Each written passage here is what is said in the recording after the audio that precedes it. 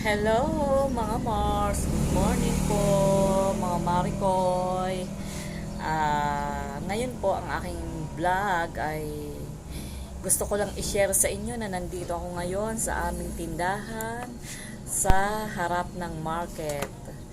Ako po, kasalukuyan ngayon ang nagtitinda dito. Ako po ang tao kasi yung aming delivery boy na siya rin ang bantay dito, ang nangyari ay nag-chat sa akin. Ang pasok niya ay alas 7 ng umaga, pero nag-chat siya sa akin ng 6:30 ng umaga. Ang sabi niya sa amin ay hindi raw siya makakapasok kasi nga daw ay masama ang kanyang pakiramdam. Ngayon, syempre, alam naman nating pilitin yun, di ba? Wala tayong magagawa kung absent, kung masama ang pakiramdam.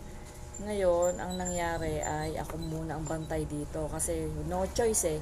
Yung anak ko dapat, kaso mag-i-enroll siya, yung asawa ko naman ay nagwe-welding ng bubong namin kasi kailangan matapos. At baka umulan, mababasa yung mga ano namin doon, mga ibang gamit namin doon.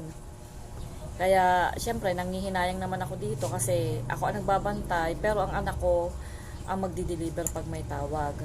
Kaya, napilitan ako magbantay dito kasi nanghihinayang nga ako dahil nga dito po sa lugar na to, mas marami ang walk-in kaysa sa nagpapadeliver. Syempre, kapag ka nakasara, may pupunta, sayang ang benta. Ang daming walk-in dito kasi maraming bahay po dito dahil po ayan, harap ng market dito sa lugar namin. Kaya ang ginawa ko, late na nga ako nung pumunta dito, alas 9 na ako nakapunta kasi nagluto pa ako, naglinis. Pagkatapos ko maglinis, pinakain ko yung anak ko, tapos yan, nagpahatid na ako dito. Tapos hindi nga ako nakakain, kaya yan, nagbaon ako ng tinapay. Nagbaon ako ng tinapay at kape. Dito na lang ako mag-aalmusal. At nagbaon din ako ng tubig. Ayan. May tubig ako. Tapos, meron akong tinapay. Ayan. May palaman pa. Oh. Ayan. Kakain ako maya-maya. Tapos, nagbaon din pala ako ng aking susilsihin. Kasi, ano ko dito, baka mainip ako. At least kahit papaano, may ginagawa ako. Ito kasi sira. Ayan. Itong bag na to sa anak ko.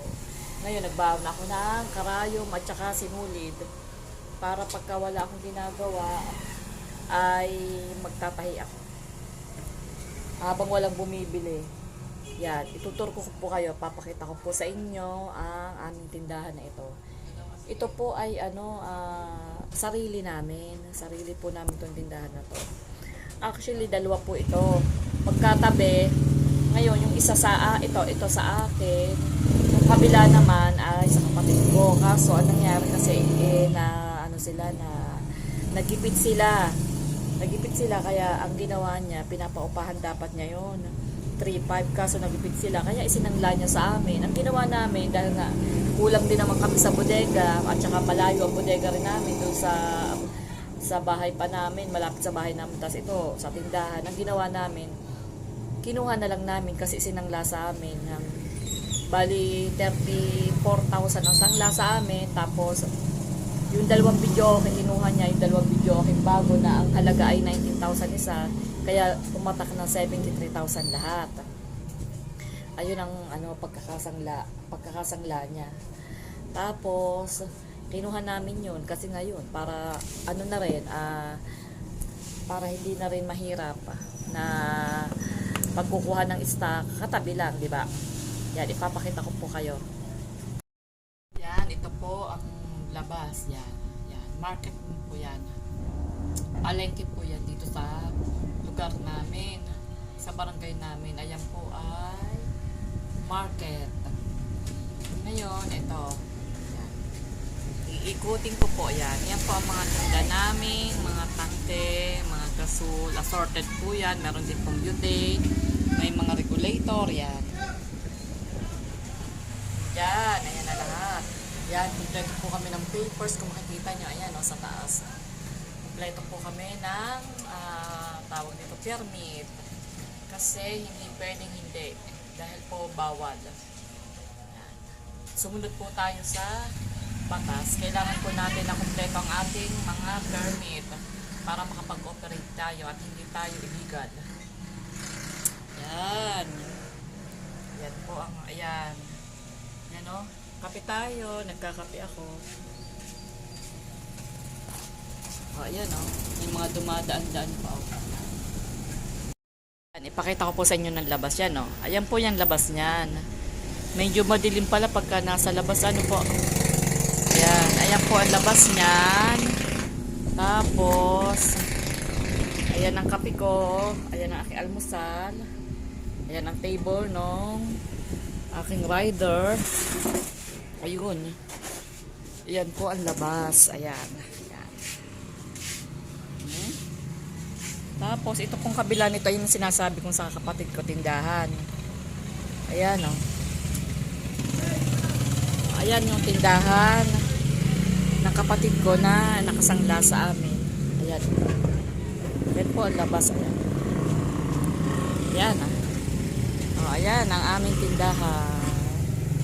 Tapos, ito naman yung sa kapatid ko na tabuksan natin. Ayan, o. Yun, may CR. Yung sa amin kasi walang CR. Ito yung sa kapatid ko may CR. Kaya yung rider dito nagsi-CR. Yan. Ito yung labas.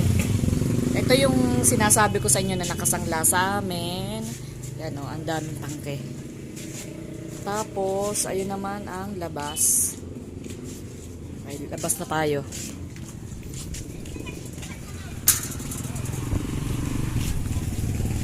Balik tayo dito, balik. Yan, ito ang pwesto ko. Ang pwesto ko yan.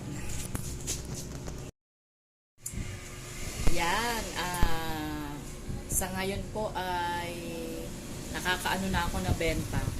Nakaka-apat na ako. Tatlong malaki sa maliit. Yan, medyo okay na rin yun. Sa loob ng isang oras ko ditong pagtigil, nakaapat na ako. At sana, bago matapos ang maghapon, ay makarami-rami pa rin tayo ng mga Mars para very good ako. Okay? Okay. Yan, salamat po ng marami sa inyong panonood. At God bless po sa inyo. Ingat po kayo mga Mars. Thank you.